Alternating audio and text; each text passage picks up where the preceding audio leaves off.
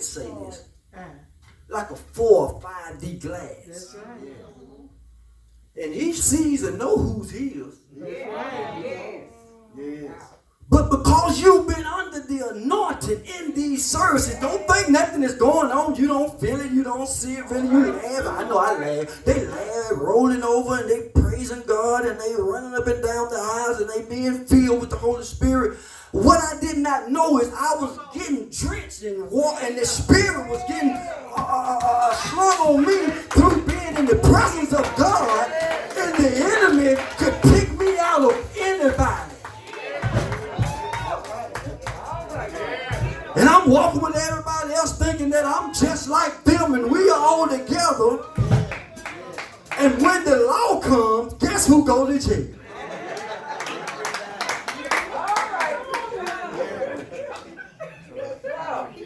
Every time. So I just came just to let somebody know. Don't stop praying. Don't stop believing. And don't stop trusting God. Because there's some power that's going to come out of your pain. And that's what the enemy don't want you to know. Everything, and it's not just for the children, it's going through life problems is, Lord, I'm a Christian. It took me a long time. I'm still kind of back and forth with God. Sometimes I'll just be honest with Pastor the other day. Sometimes I think I got that joint relationship with God. Sometimes I'm going, why would I go over there and tell them they doing what I would do? I went to prison for it. Now you want me to go and tell them to come to Christ and now don't go to prison like me. You straighten me out in prison. You use prison to get me together. Let them go too.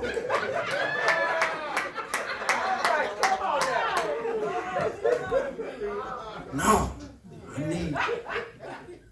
I need to show people what I can do with what society threw in the God's kingdom. They said I was incorrigible, said that I would die by 21, said that I would be in prison the rest of my life, and they were probably right if God wouldn't have, but God. But God. Look at somebody and say, but God. Trying to kill your child, but God. Trying to worry you and stress you out of your mind, but God. Got a way of taking the things that the enemy meant for your bad and working it out for your good.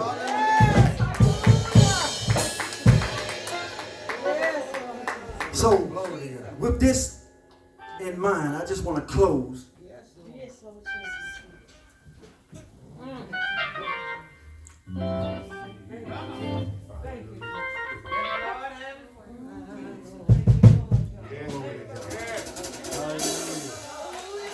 If it had not been God.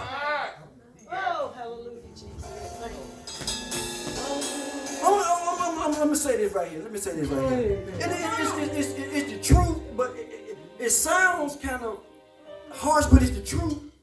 Sometimes when we be praying for power, when we be praying for strength, we don't realize that God allows tests and trials and body aches and situations that life on this earth has already been coming to my life with and challenging me with. He just allows it and moves his hand because he knows that the end of a thing, when he finishes with it, it's going to be better than the beginning. So don't fret.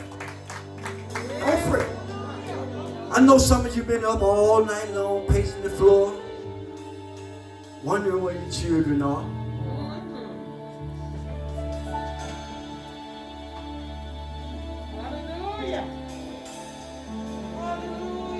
Give them to God. That's the best thing you can do. Give them to God. I know it's a hard thing. Give them to God. Because if you give them to God, God will bring the best out of him. And in return, he'll strengthen you. Because look at my family. I'm not just, my mama used to say, she gone, but I'm going to pick it. She said, I got the best family in the world. Quit calling that child bad. Quit telling him he'll be like, I don't need that one alone. Quit telling him they'll never amount to nothing. Start speaking what you want instead of what you see. It said that God speak those things that be not as though they already were. I remember when I was in prison, I started picking up the Bible, and I had thought in my mind that there was all these people on the list. Now, I'm gonna be quiet. I had in my mind that I got to get this one because I think they had something to do with this. This right here, working out. Hallelujah.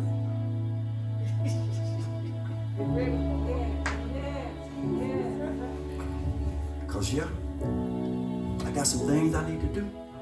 But God got a hold to me. And he started telling me things like, if you speak to the mountain. See, I was worried about what the parole board was saying. I was worried about what people were saying. I was worried about what the DOC was saying. And I really wasn't thinking about what God had said about my life.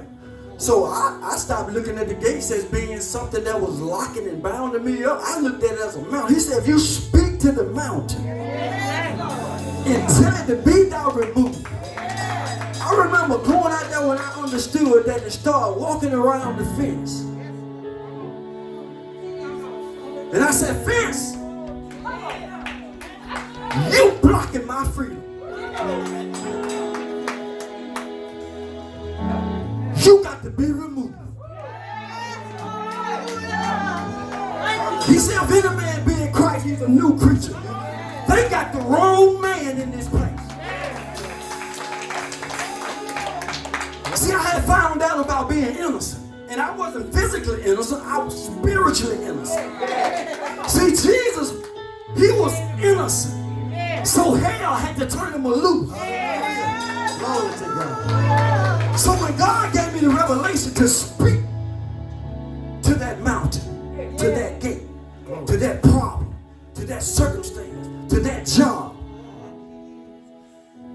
things start coming together. Yes, sir. Yes, sir. Amen. But here we are again, speaking to the mountain. What mountain is in your way? Quit crying to the mountain. Yes, sir. Let's stop crying to. I've been crying on Pastor's show. He ought to have a spot. His clothes, almost all of his clothes. But as he keep pouring this word, as you all keep speaking this and walking this word, it became a lifeline. Yes. Because I haven't been all good now since I've been back. Amen. But somebody trained up this child in the way that I should go. And that's why I'm standing here today. And I turn it back over and I thank each and every one for your attention. And I hope that it was something said that will bless you, bless your house, bless your job. I speak blessings over your home, over your, I speak blessings over your community.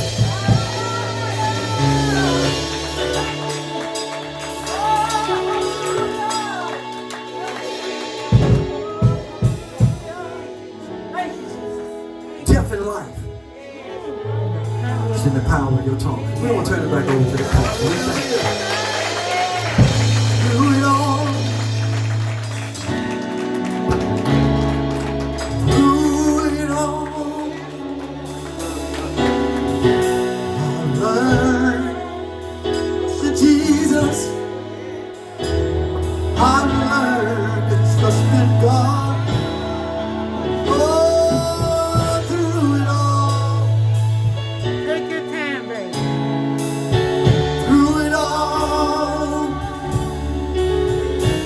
I learned to depend upon His word. Somebody say it's well. It's well. Well. Through